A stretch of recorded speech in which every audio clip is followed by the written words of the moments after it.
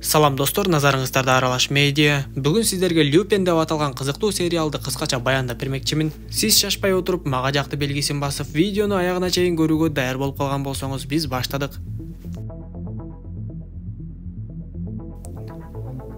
Тасманын эң алгачкы көзүрмемдери Париждеги Лувр музейинде башталат. Ал жерде Мария Антуанеттанын алкагы деген өтө баалуу бриллиант менен жасалган мончок сатууга коюлган. Биз дал ошол музейдеги тазалоочу болуп иштеп жүргөн Асан менен таанышабыз. Негизи ал бул жерде жөн эле тазалоочу болуп иштеп жүргөн эмес болчу.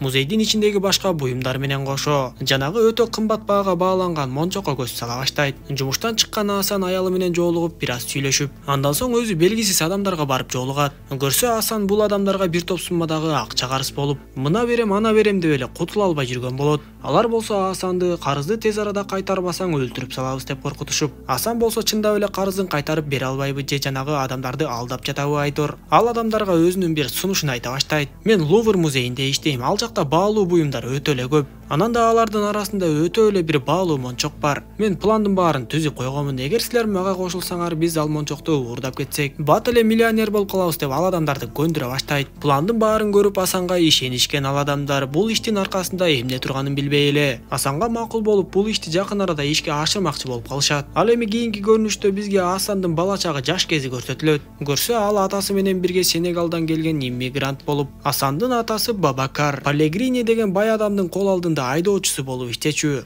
Бабакар Палегриниге ак кызматын өтөп жүрүп, бирок күндөрдүн биринде ал күтпөгөн жагдай болот. Жанагы Палегрини сактап жүргөн өтө баалуу мончок күндөрдүн биринде жок болуп кетип, Палегрини Бабакарды бул нерсе сенин гана колуңан келди деп айыптап, элге чуу жаратып Бабакарды түрмөгө отургузган. Бирок Асандын атасы Бабакар түрмөдө да көп өтпөй эле өзүн өзү өлтүрүп алганы белгилүү болот. Жаштайынан эле Асандын жашоосу ушундай өкүнүчтүү башталып, ал атасын акыркы сапарга узатып жатканда жанына Палегрининин аялы келет. Бирок Асан буга чейин каралашып жүргөн Палегрининин аялын уруп да ойнобой, силер атама жалаа жаптыңар, ал эч кандай мончокту уурдаган эмес деп айтып, ошондон ары артына кайрылбай кетип калган болчу. Ошентип Асан азыркы мезгилде жанагы командасы менен бирге ошол 25 жыл мурда атасы уурдады деген мончокту бүгүн кайрадан уурдаганы турат. План дал ушул күнгө дайындалып, бул күнү ошол мончокту сатуу үчүн аукцион болуп өтмөк. Асан бардык документтерин жазатып алып, ошол аукционго өтө бай адамдын ролун ойноп келет. Аукцион башталары менен эле Асан мончокту эч кимге бербей, улам сайын бааны көтөргөндөн көтөрүп кете берди. Анткени бул учурда анын командасы видео камераларды өчүрүп, жана да башка жумуштарды аткарып жетишиши керек эле.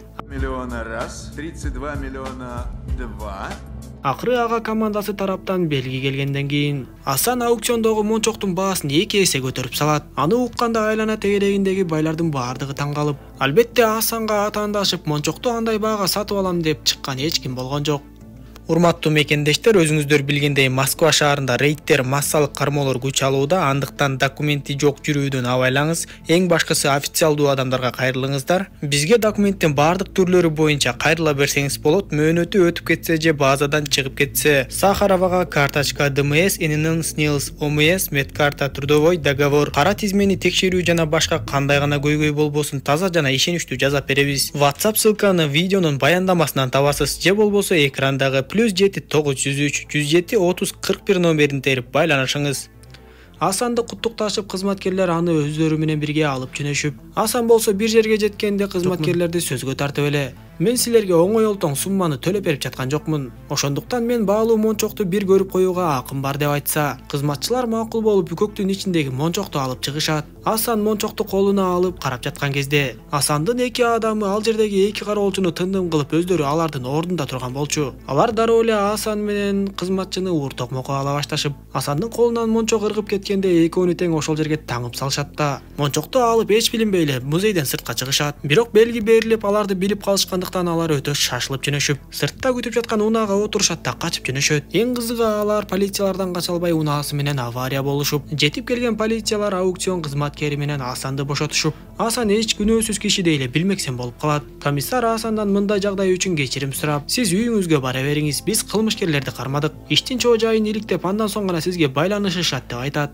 Асан макул болуп сыртка чыгып баратканда комиссар андан дагы күмөн санап калдыбы айтор. Кайра артынан жетип барып Асандын чөнтөктөрүн текшертет. Бирок эч нерсени таба албай андан ары кое берип, Асан музейден чыгып бара жаткан кезде атасы кичинекей кезде атактуу ууру Арсен Люпендин китебин белек кылганын эстеп, ошол күндөн ушул күнгө чейин китепти окуп жүрүп отуруп, Люпендин ар кандай трюктарын үйрөнүп алганын эстейт. Биз ойлогондой Люпендин бул жолку планы ишке ашпай калган жок. Эртеси таң эрте туруп алып эле эч нерсе болбогондой кечээки кылмыш иши жөнүндөгү жаңылыктарды көрүп, кечээки планы кандайча ишке ашканын эстей баштайт. Көрсө баардыгы тең таптакыр эле биз ойлогондой эмес болуп чыгып, Асанга жардам берип анын баардык иштерин бүтүрүп турган досу бар экен. Ал керек болсо Асанга жанагы мончоктун жасалма версиясын жасап берип, музейдин ичиндеги болгон мушташта болсо, Асан чыныгы мончокту таштанды челегине таштап жибергенге жетишип, өзүндөгү жасалма мончокту калп эле ыргытып жиберген болот. Асандан карызын доолап, ушундай уурлук ишке барган баягы командасы дагы кача албай калышып, азыр түрмөдө отурушат. Ал эми тасманын башында айтылгандай, Асан эч кимге билдирбей дал ушул музейде тазалоочу болуп иштечү. Ал кайра эле тазалоочу кызматкердин кийимин кийип келип алып, таштанды челектерин чогултуп,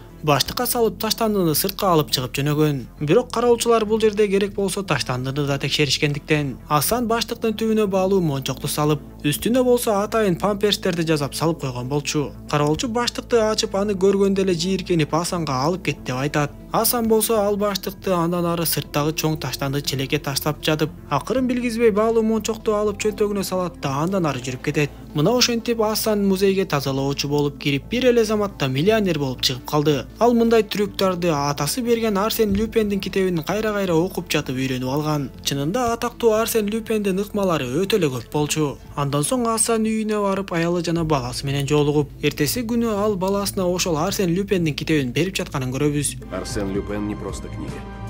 Это мое наследие.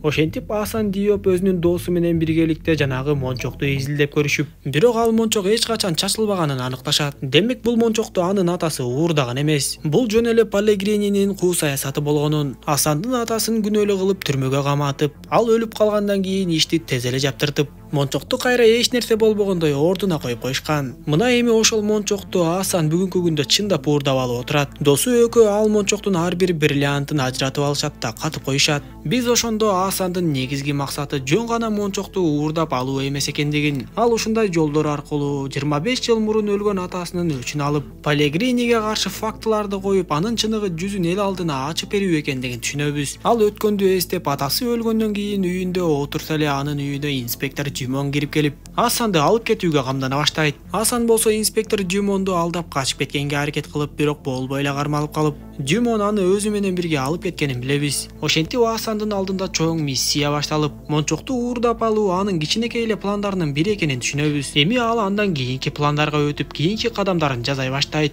Эми ал Камне деген адамды түрмөдөн издеп табышы керек болот. Камне деген адам түрмөдө Асандын атасы менен бир бөлмөдө отуруп, керек болсо азыркы күнгө чейин деле түрмөдө экендиги белгилүү болот. Анда Асан ошол түрмөгө барып, өзүнө окшош бир кара терлүү адам менен жолугуп, азыр мен сенин ордуңа түрмөгө кирем, сен болсо менин ордума сыртка боштондукка чыгып кетесиң десе, ал түрмөкөч Асанга бир да грамм ишенбейт. Анда Асан өзүнүн укмуштуудай жөндөмүн көрсөтүп, тигил адамдын колундагы кишенди чечип ала коет да өзүнө салып салат. Ал баардыгын изилдеп койгондуктан дал ушул мүнөттөрдө кароолчулар дагы алмашмак. Демек бөлмөдөгү эки кара терлүү адамдын кимиси кылмышкер, кимиси жөнөкөй адам экенин жаңы кароолчулар баамдай деле алмак эмес. Анын үстүнө кишен Асандын колдорунда тагылып тургандыктан, жаңы эле алмашкан кароолчулар Асанды ичкериге алып кирип кетишти. Ошентип эми Асандын түрмөдөгү жашоосу башталып, ал акырындан Камнени издеп баштап, бирок түрмөнүн ичиндеги жашоо ал ойлогондон кыйыныраак болгондуктан бир аз кыйынчылыктарга кабылып жатты. Ошентип издеп жүрүп, акыры ал түрмөнүн ооруканасында ооруп жаткан Камнени да таап, сиз атам менен бир канча күн бою бир бөлмөдө отурган экенсиз. Мен Бабакардын баласы Асанмын. Атам тууралуу чындыкты билгим келет деп сурап баштап, Камне болсо Асанга мен эч нерсени билбеймин. Атаң мага болгону бир китеп таштаган. Балким сенин суроолоруңдун жандырмагы ошол жакта болуп жүрбөсүн деп айтып, ошол китепти менин бөлмөмөн жакшылап карап көр деп айтат. Анда Асан дароо эле барып анын бөлмөсүнөн ошол китепти издеп жатып таап алып, ичин өтө кылдаттык менен карап жатып, чындап эле атасы күнөөлүү эмес экенин билип,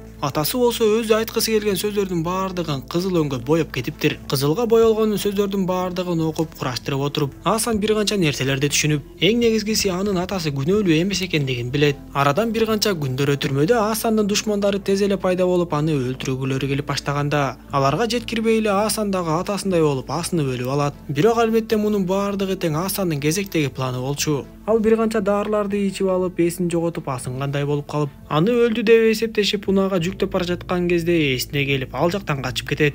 Ошентип түрмөдөн бар чындыкты билип алып качып кеткен Асан сыртка чыккандан кийин дароо эле Палегрининин аялына келип жолугат. Асан ачууланып кыйкырып, ал аялдан бар чындыкты талап кылып, Палегрининин аялы дагы мойнуна алып, сенин атаң Бабакар күнөөлүү эмес болчу. Мен сага башка эч кандай эч нерсе айта албайм. Мен өзүмдү дагы күнөөлүү сезип, ошол сенин жаштыгыңда сага билгизбей, сага алыстан жардам берип жүрдүм деп айтса, мени университетте жана башка жактарда каржылап жүргөн жакшы адам сен белең деп сурайт. Аял ооба деп жооп берип, бирок Асан эч качан токтобой турганын айтып, мен акыры баары бир чындыктын түбүнө жетем деп айтып жөнөп кетет. Эми Асан андан ары кандай кадамдарга барат? Атасынын өчүн алып, чындап эле Палегрининин күнөөлүү экендигин далилдей алабы же жокпу? Биринчи мезгилин толугу менен мен сиздерге кийинки видеодо айтып берем. Тасма жаккан болсо кийинки бөлүмдөрдүн толук чыгышын кааласаңыз, анда сөзсүз түрдө мага жакты белгисин басып комментарий калтырганды унутпаңыз. Кийинки видеолордон көрүшкөнчө аман болуңуздар.